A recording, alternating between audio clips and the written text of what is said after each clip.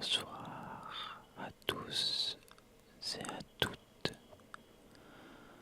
On se retrouve aujourd'hui pour parler du lore d'Aurora.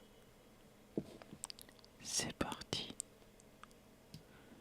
Le commun des mortels ne connaîtra jamais que la réalité du royaume matériel.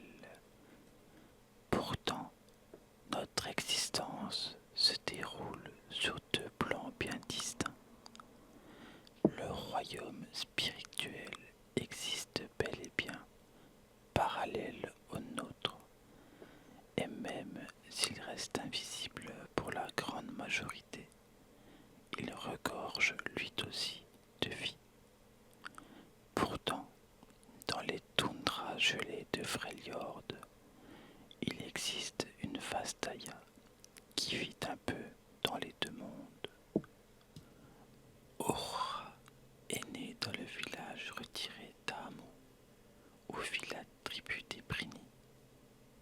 Durant toute son enfance, elle a arpenté un monde qu'elle seule appréciait, peuplé de créatures qu'elle seule pouvait voir. Bien qu'heureuse, elle se sentait isolée du reste de son village. Même ses parents ne la comprenaient pas. D'après eux, les amis d'Aurora n'étaient que le fruit de son imagination. Seule sa grande tante Avu l'écoutait avec sincérité. Elle se réjouissait de ses histoires, l'encourageait dans ses passions et la poussait à se réjouir de ce qui la rendait unique. C'est ainsi qu'Aurora se découvrit et qu'elle commença à profiter de sa propre compagnie. En vieillissant, Aurora comprit que ses amis étaient loin d'être imaginaires. Depuis tout ce temps, elle côtoyait des esprits. Elle était la seule à voir ce monde magique et coloré, car seuls ses yeux pourraient percer le voile qui sépare le monde des mortels et celui des esprits. Elle s'est donc appliquée à documenter méticuleusement ce monde. Elle a étudié les esprits d'Amo dans l'espoir de pouvoir d'un jour expliquer aux autres le monde tel qu'elle le percevait. Avec le temps, de nouveaux esprits finirent par arriver à Amo. Parmi eux, certains semblaient différents. Ces esprits fous s'étaient perdus et étaient devenus féroces quand des affaires mortelles avaient rompu l'équilibre des deux mondes. En se penchant davantage sur ce phénomène, Aurora découvrit qu'elle pouvait aider ces esprits à rentrer chez eux en trouvant la source de leur douleur. C'était loin d'être un travail facile, mais Aurora savait désormais quel était son destin. Elle savait également que si elle voulait continuer ses recherches, il lui faudrait quitter son village et explorer le monde. Même si cela l'inquiétait un peu, sa curiosité naturelle prit le dessus et, mue par la perspective de découvrir de nouveaux savoirs, Aurora se décida à laisser son foyer derrière elle. Durant son périple, elle rencontra un esprit fou qui avait pris la forme d'un élan monstrueux et difforme.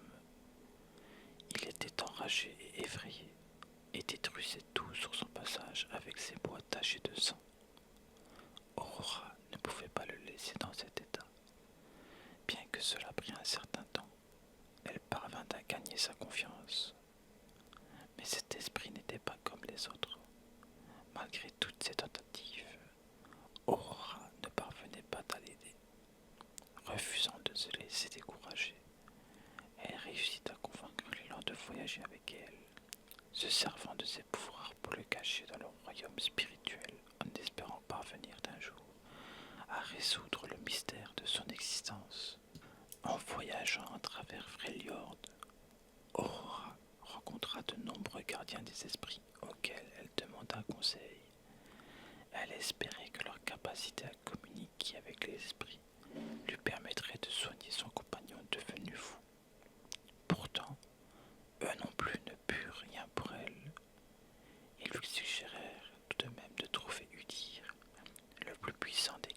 les esprits de la toundra. Udir identifia d'un seul coup d'œil l'immense puissance du compagnon spirituel d'Aurora, mais le redoutable élan était trop atteint pour que le gardien puisse communier avec lui.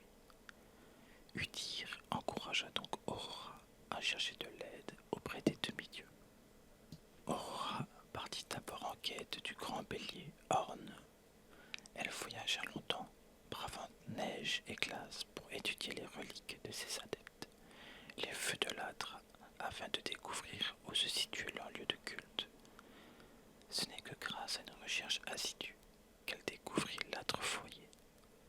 Mais quand elle parvint enfin dans l'entrée du village, elle ne découvrit que des ruines. Toutefois, Aurora savait que les apparences pouvaient être trompeuses. Grâce à son don unique, elle ouvrit un passage entre les deux mondes et put pénétrer dans le grand hall de la forge d'Orne, où un immense feu brûlait ardemment. Au départ, Orne prit en grippe cette nouvelle arrivante, mais il finit par découvrir que, comme lui, elle appréciait la solitude et le calme. Quand il comprit qu'elle était digne de confiance, il lui confia le nom de son compagnon, Aestrir. C'était un des frères d'Orne, un puissant demi-dieu qu'on appelait autrefois Estrelk. Cependant, le déclin des cultes des dieux anciens avait causé la perte de nombre d'entre eux. Ils avaient ainsi perdu leur identité et n'étaient aujourd'hui plus que des ombres de leur passé. Grâce à cette révélation, Aurora disposait d'une nouvelle piste pour aider son compagnon à rentrer chez lui. Mais elle n'était pas encore au bout de ses peines. Orne lui apprit l'existence d'Isiarn, le cryophénix qui guide et protège la Terre en perpétuant un cycle de renaissance, de vie et de mort. Et, même si cela ne fut pas facile, Orne confia à Aurora l'histoire de son frère, Valir, dont la tempête englobe Freljord alors qu'il cherche désespérément à étancher la soif de sang du Fouriard en déclenchant des guerres. Aurora, convaincue que ces demi-dieux pourraient soigner Estrelk, prit congé d'Orne et de l'âtre foyer. Aujourd'hui, elle passe d'un royaume à l'autre en parcourant les étendues gelées de sa terre natale, toujours à la recherche d'un nouveau savoir. C'est avec ceci que se conclut l'histoire d'Aurora. Je vous souhaite